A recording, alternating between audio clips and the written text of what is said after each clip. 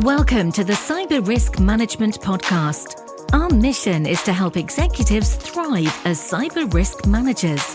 Your hosts are Kip Boyle, Virtual Chief Information Security Officer at Cyber Risk Opportunities, and Jake Bernstein, Partner at the law firm of K&L Gates. Visit them at cr-map.com and klgates.com. So, Kip, what are we going to talk about today on episode 119 of the Cyber Risk Management Podcast? We've been we haven't been serving our audience as well as we'd like. We're finally, although I know we talked about wanting to do this before now, but we're finally going to do our annual Verizon data breach investigation report episodes, DBIR episodes. And so we're going to see what we can learn from the 2022 edition of this amazing report. So hooray, it's Yay. back. Yeah. It is back. Okay, and this is going to be a two-part kind of mini-series, but we don't encourage anybody to binge. We're not going to drop these episodes at the same time. So we're going to give you, a couple of weeks between these two episodes to kind of clear your palate. And so we're just going to have to take it that way. So sorry, it's been almost 18 months since we did our last DBIR episode, which is shocking to me because it just seems like we just recorded it in my brain.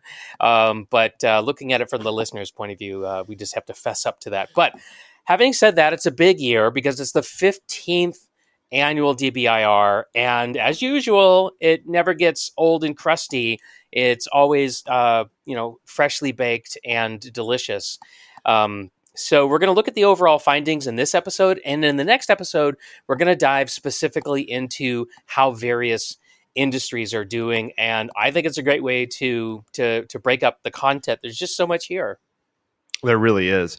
And just as a reminder, and I'm not sure we've talked about this before, but I think it's relevant given the time differences that, since when we're actually doing this episode.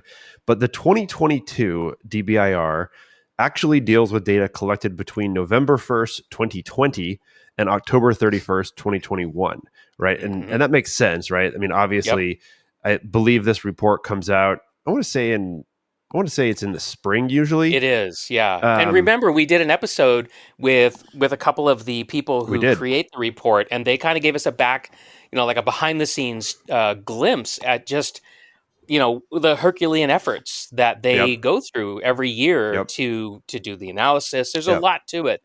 So so we got some trailing data from the thick of the pandemic quarantines.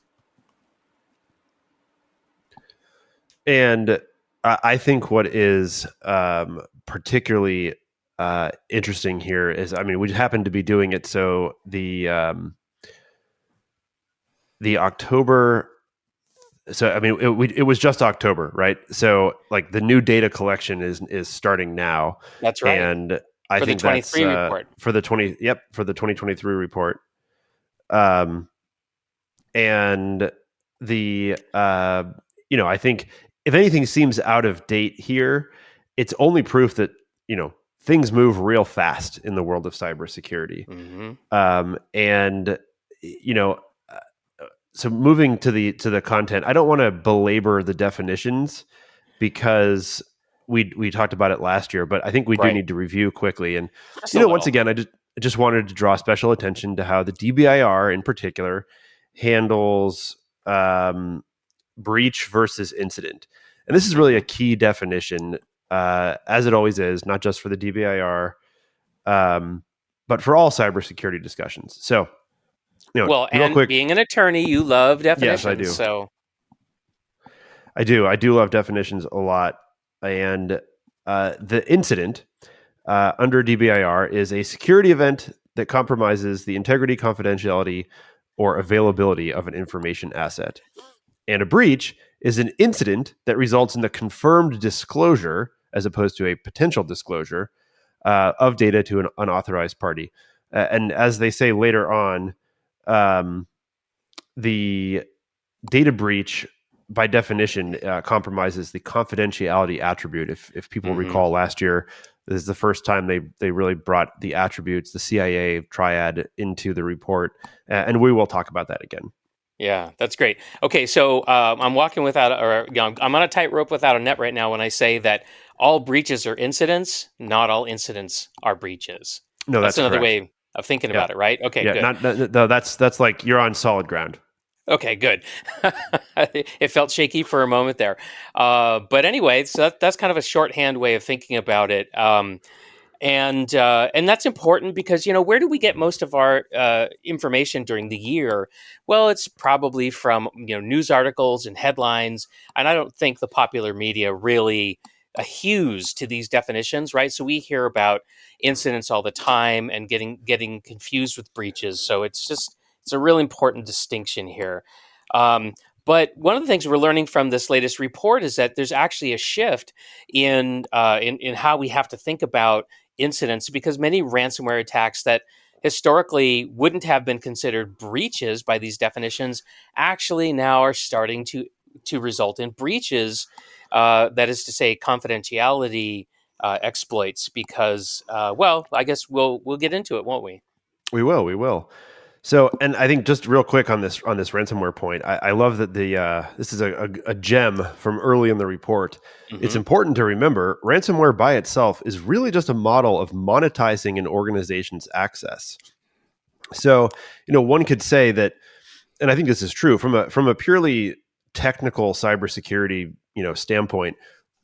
Ransomware itself isn't really something that you even can or try to defend against, because it's not a useful term.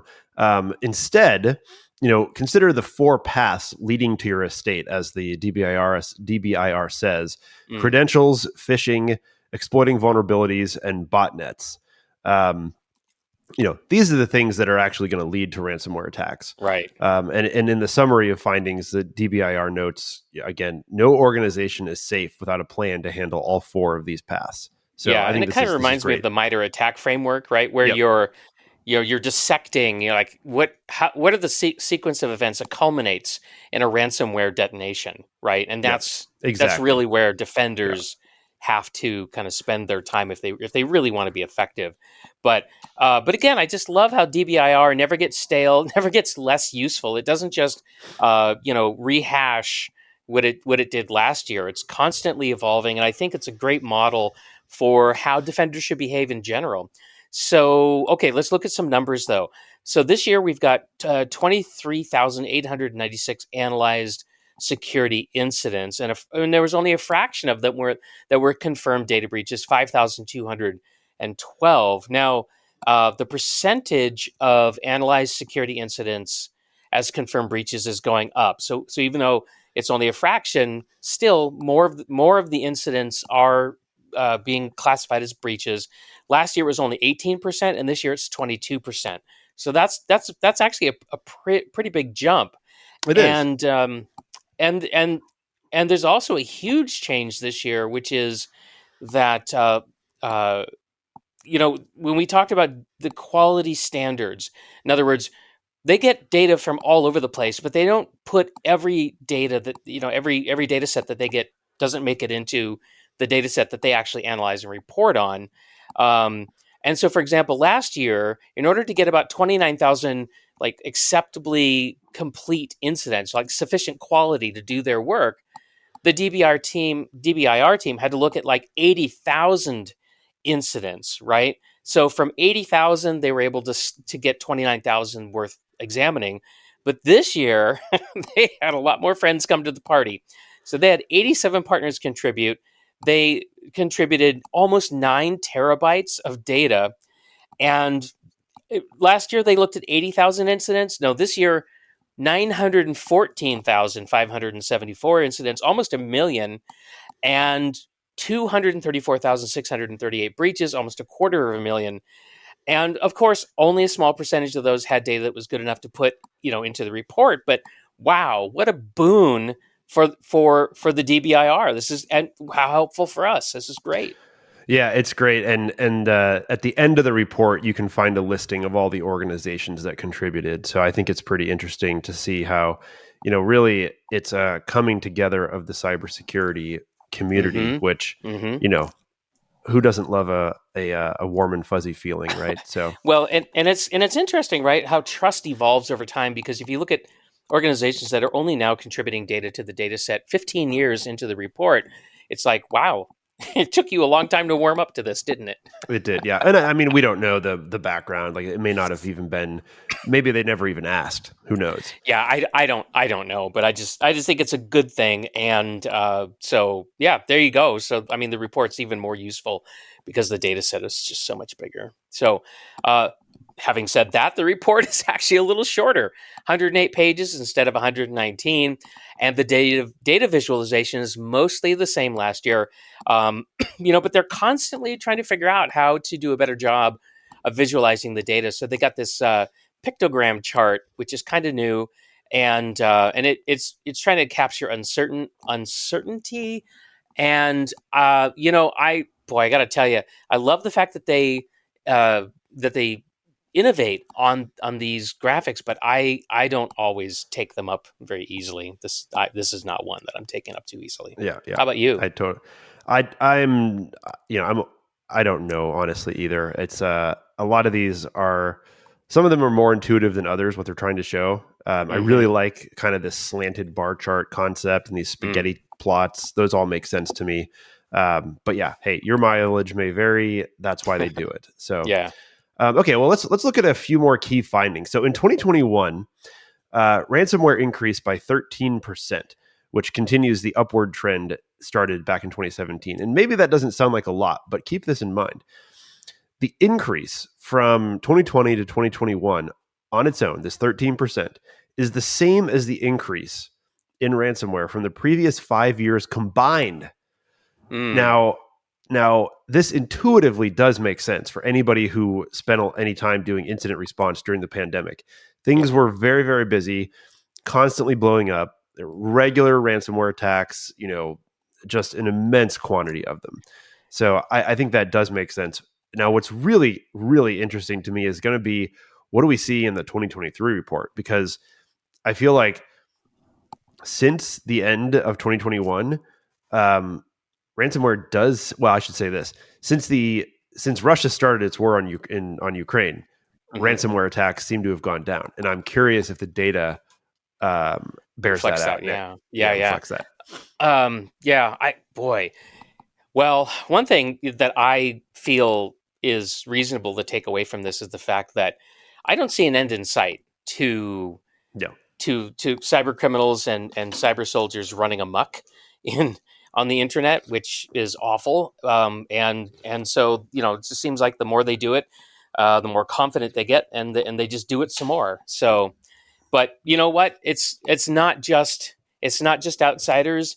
Errors is a continuing major problem, and it's responsible for 13% of all breaches. And even though as a pattern it's kind of flattened out compared to 2019, um, we're just shooting ourselves in the foot here, right? We're just misconfiguring cloud storage systems, and then there's the human element too, right? 82% of breaches, there's error related to human beings, like people trying to get work done, right? So they're losing control of their credentials, which are getting stolen.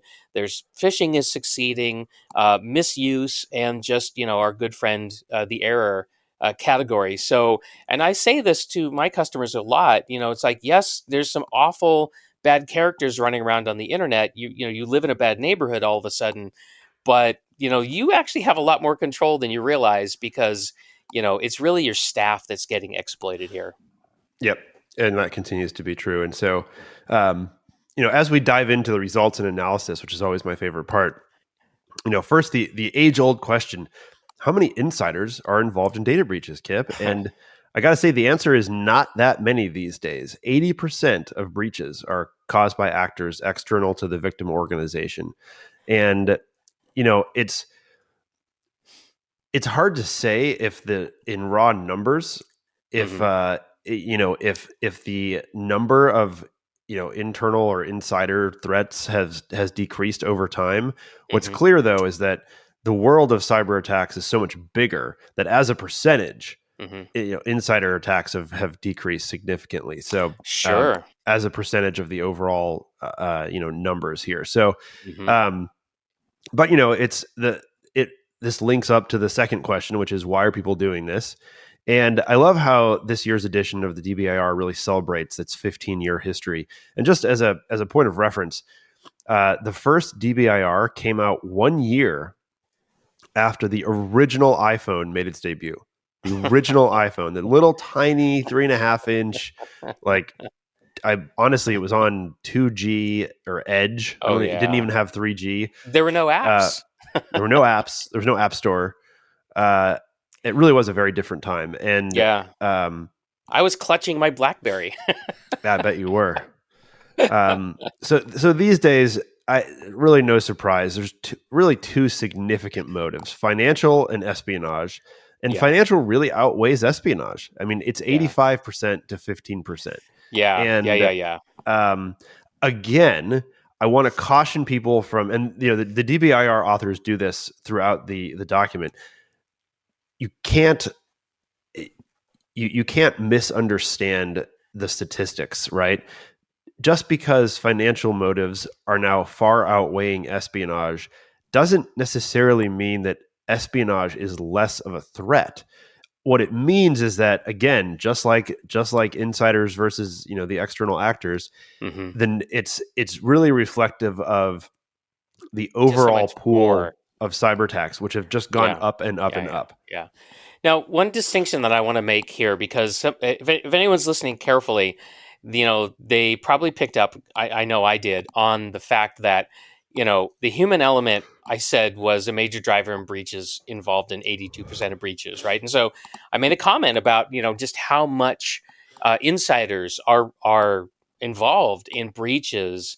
And then, Jake, then you came in and you said, well, actually, 80% of all breaches are caused by actors external to the organization. That can seem a little confusing, but what I think the nuance there is that a lot of insiders get manipulated by outsiders to do things that they shouldn't do.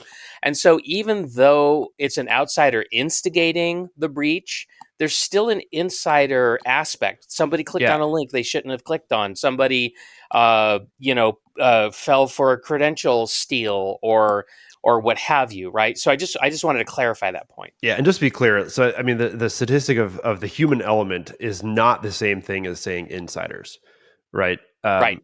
Phishing is considered phishing, use of stolen credentials, privilege misuse, errors. Really, I would say the errors and the privilege misuse are more likely to be insiders, like classified as an insider attack. But like all phishing and most use of stolen credentials involves the human element, but it's an external actor. So just to be clear on that. Yeah. And I just want to make the point again that as a manager, as a senior decision maker, you can influence, right? You can influence whether somebody wants to initiate an attack against you, somebody who's on your payroll, or you can also influence whether somebody's going to get manipulated by an outsider based on how you train them and encourage them, right? So you actually have a lot more control than you may think just based on the surface information here.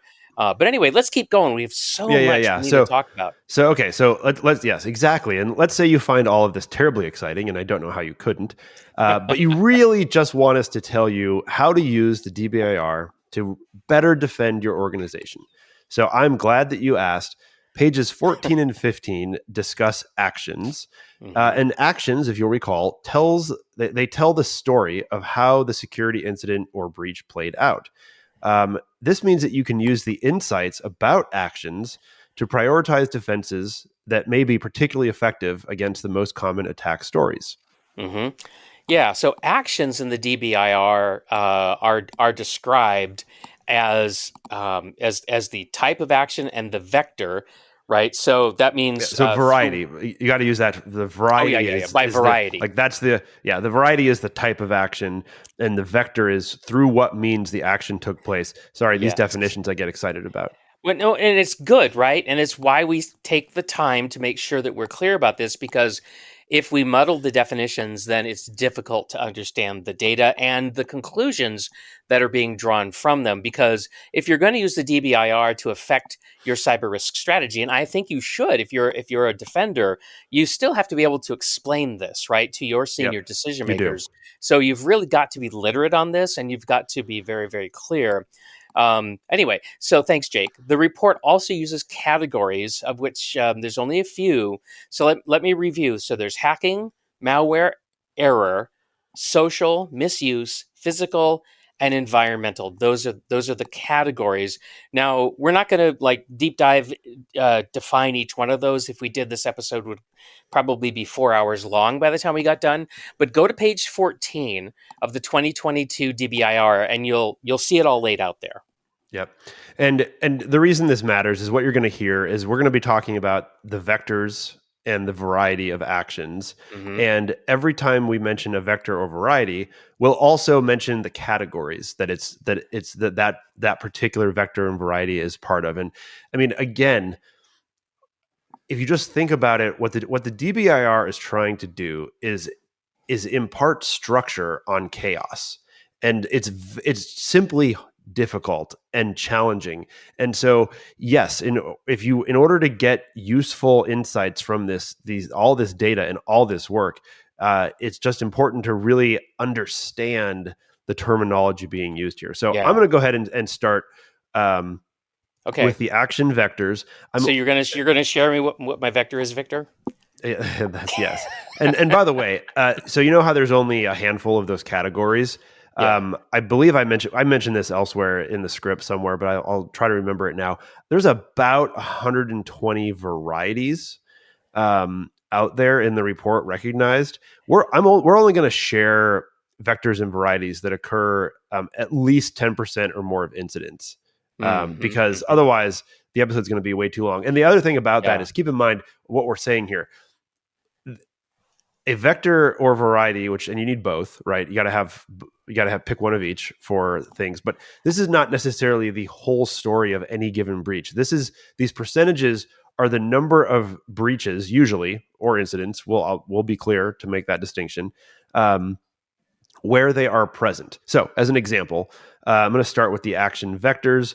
Way, way, way ahead of the pack, we have web application in the hacking category as the number one vector, present in about 70% of incidents, not breaches. The next three are all present in about 15% of incidents. So it's kind of hard to tell, what order they should be in. Like, it's really close. But the way that they list in the DBIR is email, in both social and malware categories. And what does that mean? So a social email is like a fish, and a malware email would be something that has it's less of a fish, more of a direct kind of attempt to download or install something via an email attachment. Okay. Next, like a macro in a Word doc. Could be like a macro. Exactly. By the way, we'll talk about that possibly next time we do it, but that's still like the old Office doc is still one of the most common actual it's tools. Unbelievable.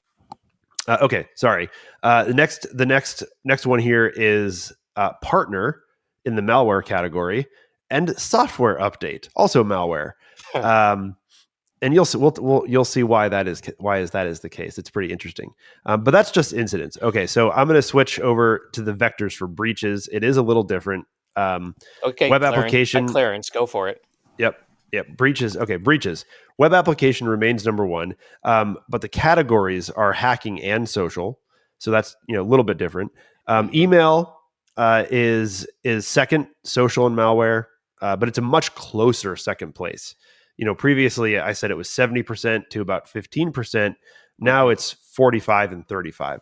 Okay. And then in a strong third place comes one of my favorite phrases, carelessness, which has got to be the quintessential example of the error category, which it is, at around 18%. And then fourth, at a still significant 14%, is desktop sharing software in the categorized as hacking.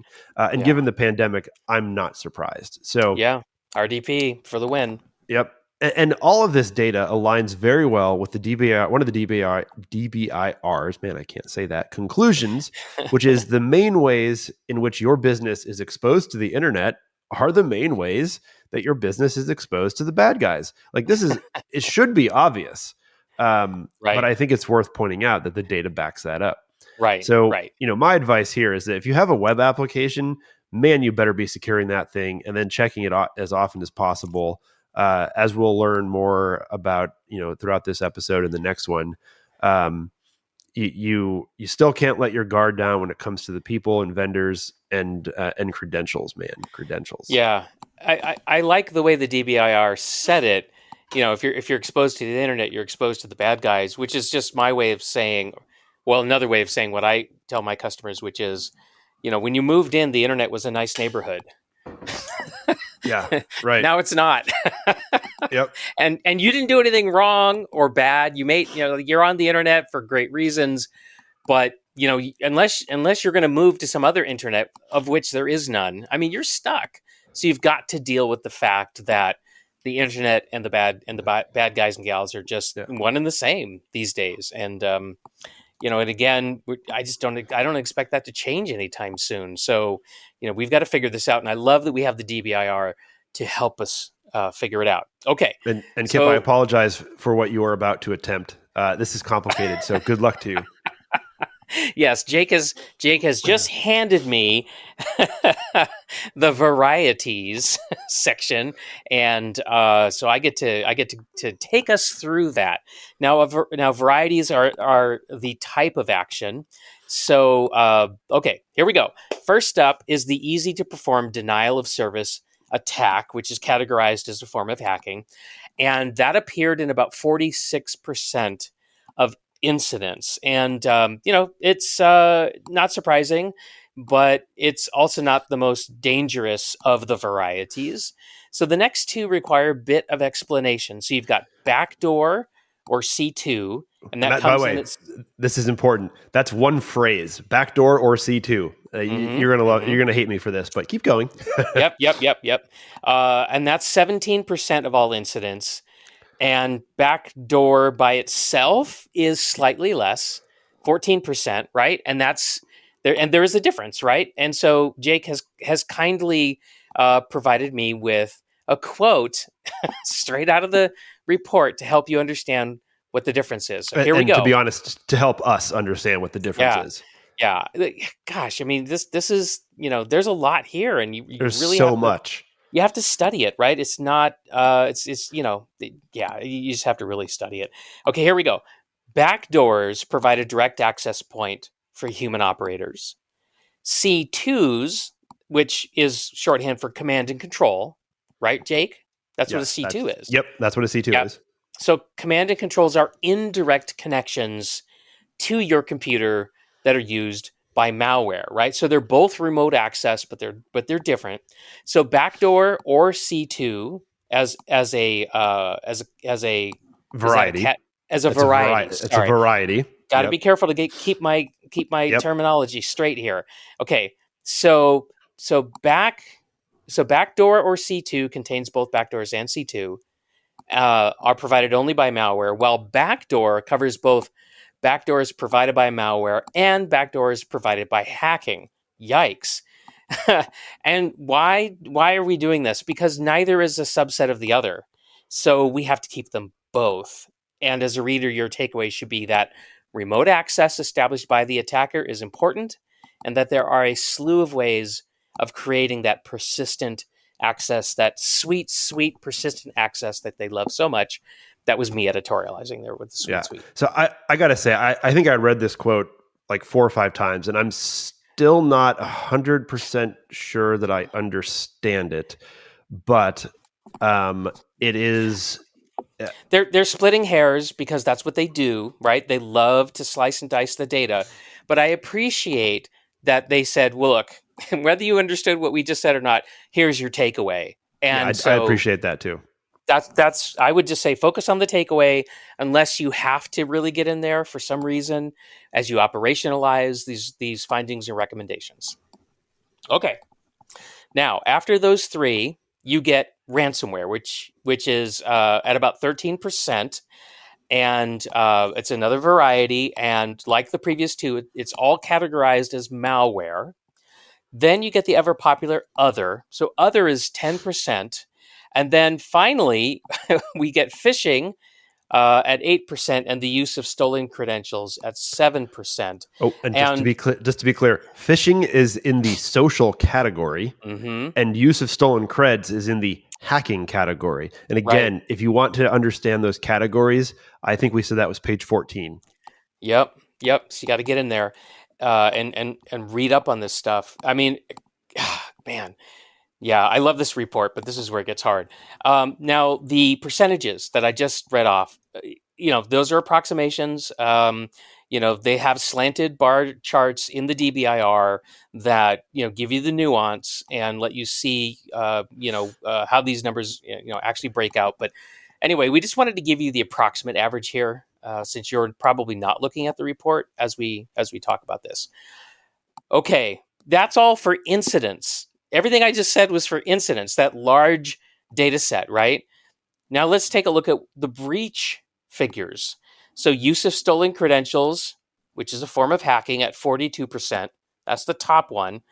Other at 30%, which is unfortunate because other is a lot. Ransomware, which is the malware category, at 25%. Phishing, which is the social category, 18%, and then backdoor or C2 as one, right? Variety. As one variety, and then pretexting, exploit vulnerability, misdelivery as a error, export data as a malware, misconfiguration as an error, and scan network, which is a malware. All of those are between 5 and 10%. So they'll just sort of just cluster around there at the bottom, right? They're the muck at the bottom of the pond. Now, the other variety, the DBIR recognizes more than 180 different action Oh, I varieties. was wrong. It's 180, not I think I said 120. So yeah, I was wrong. It's Well, okay, 180 different action varieties. 180, but 73% of breach varieties can be found in the top 10, which just tells us that there's a long, long tail of diverse varieties in the data set, which is another way of saying there's just like the castle has so many cracks in the walls. It does. It does say that. Yes. So, I'm disturbed by the presence of, well, first of all, I want to point out one thing. It's the DOS, the denial of service attack. Mhm. We said you said it appeared in 46% of incidents. You didn't mention it at all in the breaches, In the right? breach, right? Which makes sense. It may, yeah, I can't remember if it's even in there, but if it is, it's like less than 1%. It's very, very small. The Right. simple fact is that denial of service sometimes gets overlooked, and the DBIR authors talk about that. That is definitely in our next episode. But just keep that in mind that DOS hasn't gone away. It hasn't, Okay, but it's not really a confidentiality issue. it's not. It's not, and we'll talk about that later. So, okay. Anyway, I'm disturbed by the presence of this partner and software update among the top vectors this year.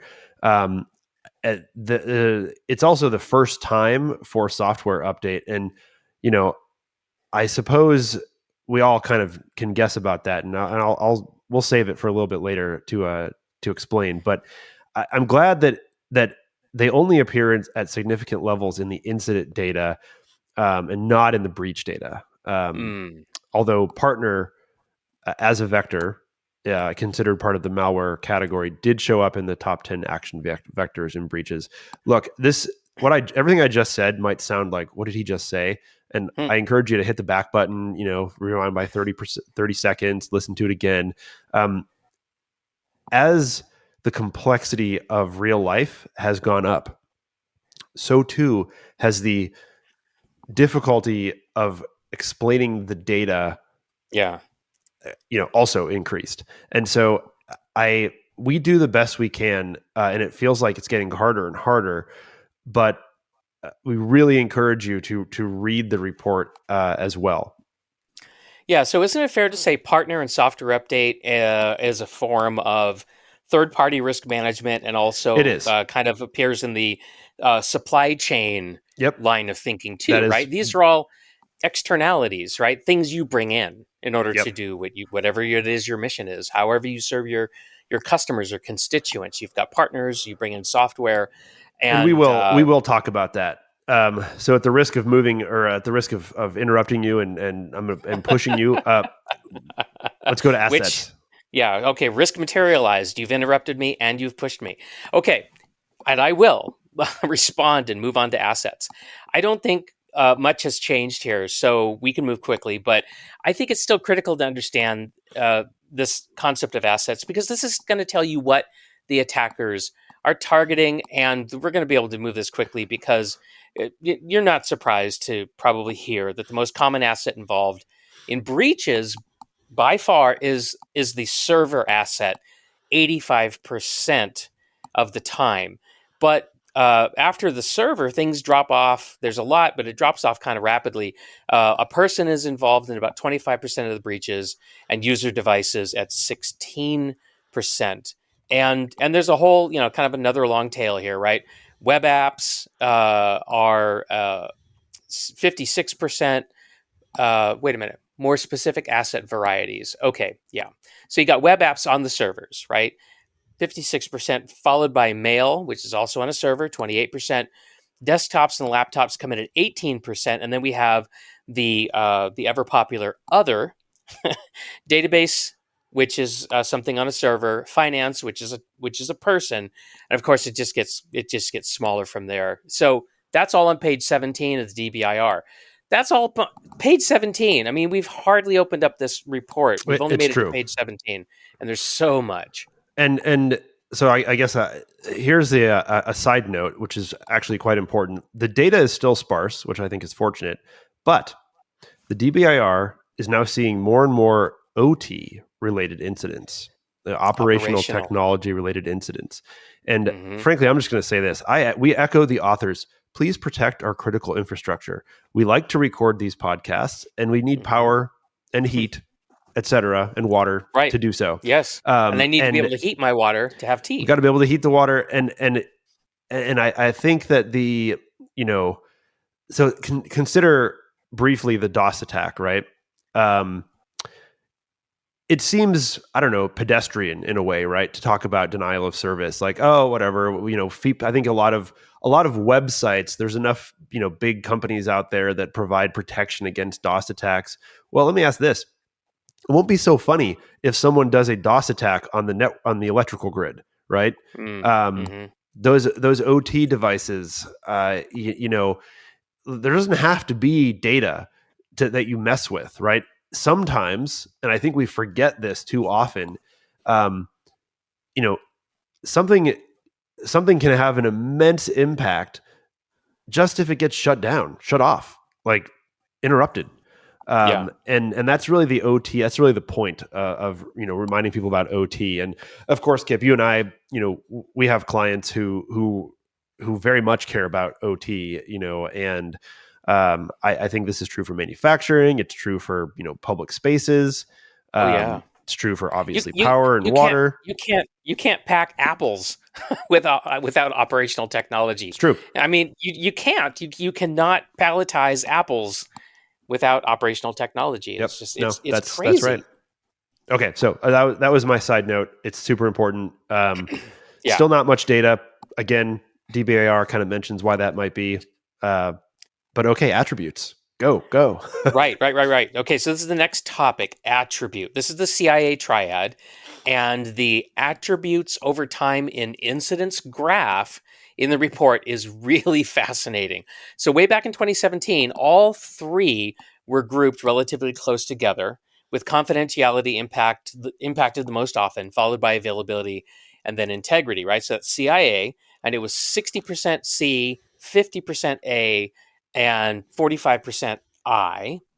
And for some reason, availability attacks went way down in 2017, but then they rebounded. Sorry, 2018, but then they rebounded, and they've been growing ever since, and that's due to ransomware. So as it stands, confidentiality and availability are now just about equal, although that hasn't been the case in the last several years. That's new this year. Yeah. And it probably proves the notion that ransomware is just a monetization method and not a specific type of attack, because now they can steal, encrypt, and then threaten to disclose your data. And you know what's happening too is that they're actually not always even bothering to encrypt. They just steal the data. So they're I question whether that would they're actually be evolving. ransom. Oh no, I guess it is still. I mean, that's a good point, Kip. It is like ransomware. Oh God, that's so fascinating. I honestly hadn't considered this until I prepared for this episode. But Yeah, like, if I just say ransomware, like it actually doesn't have a ton of meaning in the technical sense anymore, right? It used to, right? It used to it used mean to it malware used to mean a specific. specific type, a specific type of malware that specifically would encrypt your files and then demand Hmm. a ransom to get it back. But really Hmm. now it's just any form of, it's like they said, it's a monetization method. Right, Clever. using whatever Yep. method they can use. So yeah. Yep. Um, So a data breach, as I mentioned toward the start, is basically defined by a compromise of the confidentiality attribute.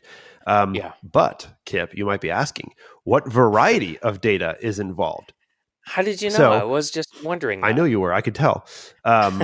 Personal data, of course, remains popular, present in 40 to 50% of breaches between 2017 and today. So last 5 years, give or take. Curiously, PCI, so payment card industry data, has fallen from a peak of 20% in 2017 to less than 10% today. Mm.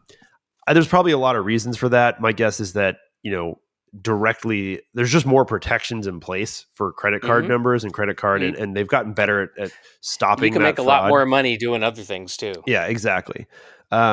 Conversely, credentials, man, and this is scary, have become incredibly popular.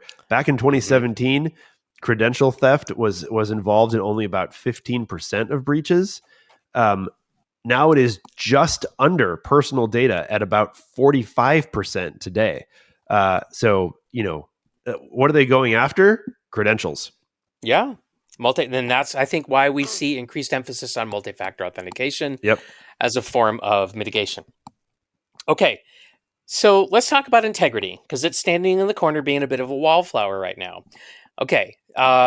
Listen, compromise of this attribute, integrity, has steadily occurred in about 40% of all incidents since 2019.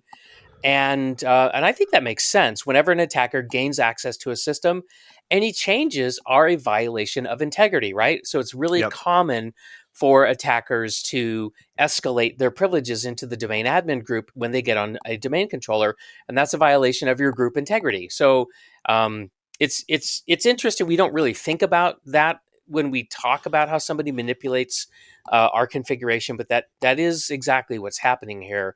And ransomware and confidentiality. Yeah, By the way, I apologize, Kip. I just left this in here as a note. So what the script says, which Kip is trying, valiantly to interpret in real time, is that I just said we also have a good number for ransomware and confidentiality: 38%. What I meant by that is the correlation. To me, what this says is that 38% of ransomware attacks yeah, are, the data actually shows that they are also stealing the data and threatening to release it. So it's I think anecdotally, people have been saying for particularly the last couple of years, which again, remember the timeline of this data set, that ransomware 2.0 is doing this thing. Well, now we have a number. I mean, it's approaching half. Like, that's a huge number. yeah, So yeah, okay. yeah. You really have to look at the script for this next part, Kip. Now Okay. it's time to check in on the timeline. See what I did there? There we go. Kip laughed. Okay. So there's a Okay. graph, and it continues to be deceptive. So what are we talking about? We're talking about the discovery time, right? It has Okay. continued to drop, and we are far more likely to detect breaches within days rather than months. Sounds great, right? But things aren't that simple, and here's why. It turns out that the top, and I'm doing air quotes, quote, discovery method which makes me laugh, for Okay. breaches at more than 50% is actor disclosure, which just means that the bad guy said, hey, we did this bad thing to you. Yeah. That is not a good reason to have, quote, discovered a breach in No. days rather than months. No. So And I this think it's, hasn't changed in a long time.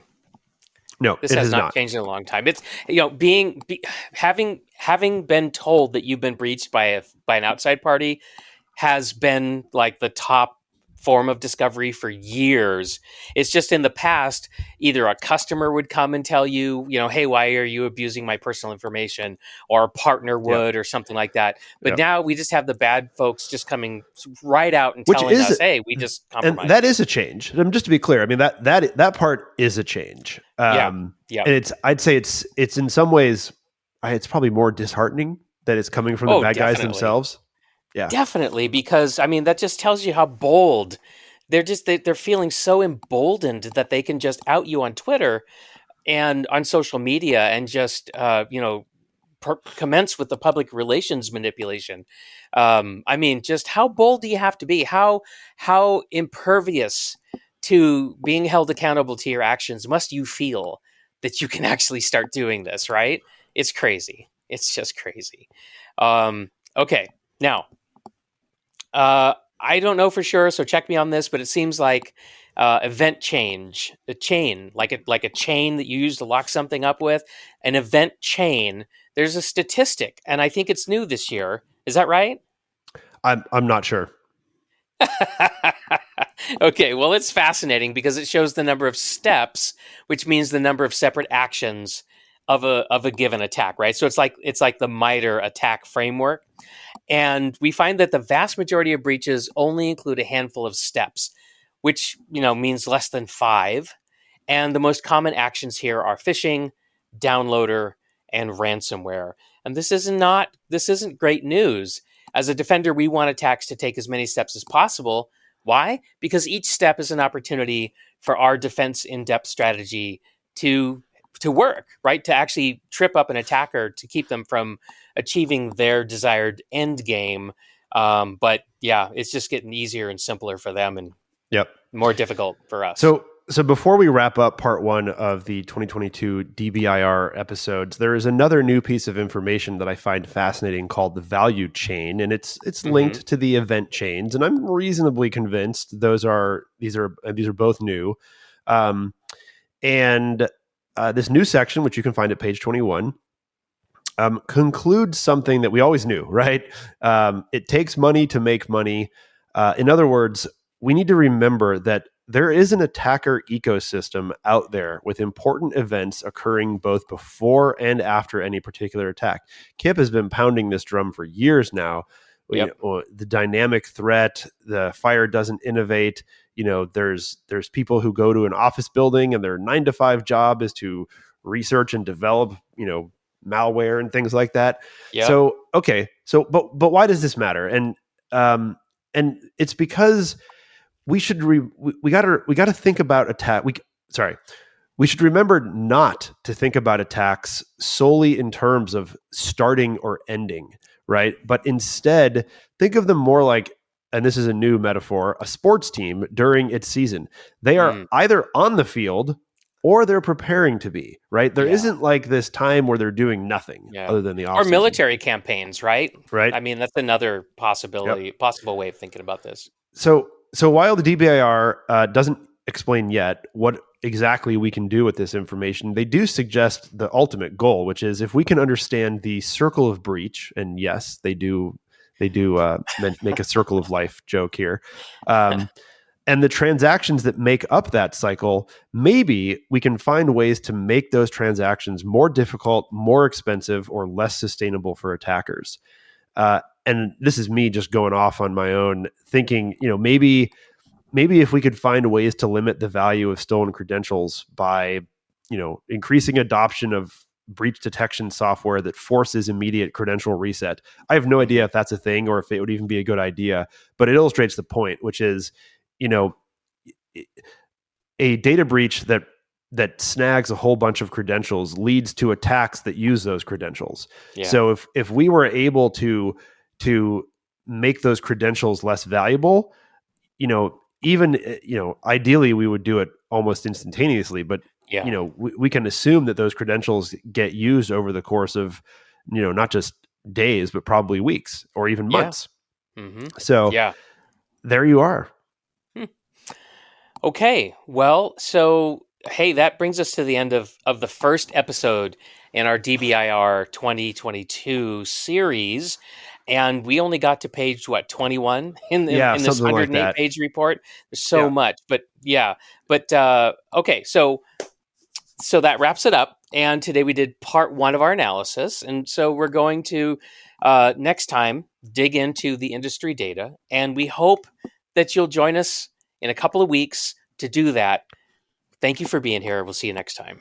See you next time. Thanks for joining us today on the Cyber Risk Management Podcast. If you need to overcome a cybersecurity hurdle that's keeping you from growing your business profitably, then please visit us at cr-map.com. Thanks for tuning in. See you next time.